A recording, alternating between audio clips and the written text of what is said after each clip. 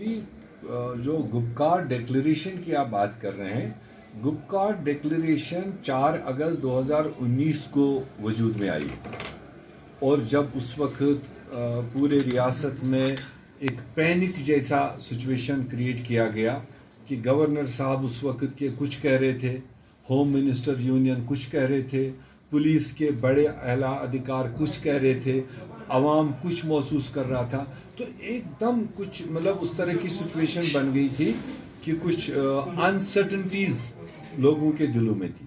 तो इसलिए उस वक्त बर वक्त तरीके से जितने भी non BJP political parties Jammu Kashmir में थी, खासकर वादी में जिस नाम से भी थे, तो वो एक प्लेटफार्म पर इकट्ठे हुए और एक रेजोल्यूशन दिया और उसमें status quo of state as well as the status, ये दो बड़े वर्ड हैं उसमें। बाकी तो आगे पीछे हम सब लोग मिल कर के दिल्ली जाएं, राष्ट्रपति से मिले, किससे मिले, वो तो एक अलग कहानी। मगर दो वर्ड उसमें जो उस वक्त दर्ज हुए कि स्टेटस को, जो हमारा स्टेट उस वक्त था वो बहाल रहना चाहिए, जो स्टेटस हमें हासिल था इंडियन कॉन्स्टिट्यूशन के मुताबिक वो हमें बरकरार रहना चाहिए। तो उसमें कांग्रेस पार्टी भी उस वक्त शामिल थी और बाज़ाब्ता हमने उसमें एग्री किया है उस वक्त, क्योंकि कोई सिचुएशन थी नहीं। अब एक साल के बाद में जब धीरे धीरे लीडर्स खुलने लगे, अभी भी महबूबा जी बजात खुद तो सेफ्टी एक्ट में बंद ही है, तो फिर भी फारूक साहब चूँकि सीनियर लीडर है हमारे रियासत के, उन्होंने टेलीफोनिकली हमसे पूछा, चूँकि मीटिंग तो हो नहीं पाई थी, कि क्या कांग्रेस पार्टी उस गुपकार डिक्लेरेशन के मुताबिक आज भी उस मौक़िफ़ पर कायम है। तो प्रिंसिपली कांग्रेस पार्टी उसके साथ में है। हम तो on the floor of parliament हमारे जो लीडरों ने बोला, आज़ाद साहब ने बोला और बड़े बड़े कानूनदानों ने बोला, आज भी बोलने के लिए तैयार है कि भाई जो तरीक़ेकार सेंट्रल गवर्नमेंट ने इख्तियार किया जम्मू कश्मीर के स्टेट को डाउनग्रेड यूटीज़ में बांटने का, और जो स्टेटस जिस तरीके से यहाँ का लिया, ये टोटल अनपार्लियामेंट्री, अनकॉन्स्टिट्यूशनल, अनडेमोक्रेटिक। ये हमने पहले दिन से कहा, आज तक कह रहे हैं।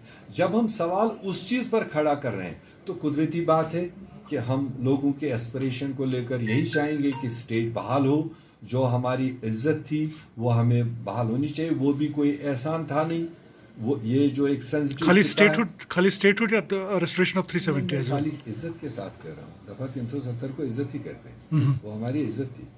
तो इसलिए वो अब आज की सेंट्रल गवर्नमेंट पर है, जब वो एक तरफ कहते हैं कि हम पॉलिटिकल प्रोसेस शुरू करना चाहते हैं, पॉलिटिकल पार्टीज एक्टिविटी शुरू करें, कोई नहीं रोक रखा है, मगर दूसरी तरफ से आप देखें ना, आपके सामने मेरे डिस्ट्रिक्ट प्रेसिडेंट के घर में हादसा हुआ यहाँ श्रीनगर में।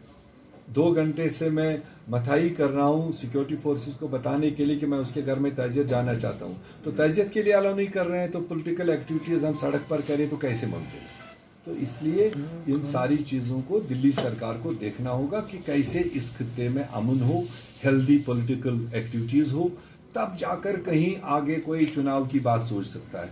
आज के दिन पर तो अभी लगता नहीं कि कोई चुनाव जैसी सिचुएशन है। 135-37 साल पुरानी पार्टी है, इसका हमेशा, क्योंकि इनर पार्टी डेमोक्रेसी हमारे कांग्रेस में है, बहुत सारा वाइड स्कोप है कि आदमी कोई सी कॉर्नर का हो, कोई भी सोच उसका हो, उसको फोरम्स में बोलने का पूरा इख्तियार है। उसमें चाहे क्रिटिसिज्म भी हो, उसमें चाहे कोई तंजीमी लेवल का कोई भी मामला हो, हर इंसान को प्रॉपर फोरम में अपनी बात रखने का पूरा इख्तियार है, वो चाहे कितनी कड़वी भी हो। मगर ये डिसिप्लिन के खिलाफ है कि जब कुछ शख्स मीडिया में जाकर अपनी ही पार्टी के ओहदेदारों को की खिलाफत करते हैं, वो शायद इनडिसिप्लिन माना जाता है कांग्रेस कल्चर के हिसाब से, कांग्रेस कॉन्स्टिट्यूशन के हिसाब से, कायदे कानून के हिसाब से। ऐसा बार बार उन सारे देश में या प्रदेश में किसी जगह पर भी जो अपनी बात अखबारों के ज़रिए और मीडिया के ज़रिए लड़ता है, वो सबसे कमज़ोर होता है।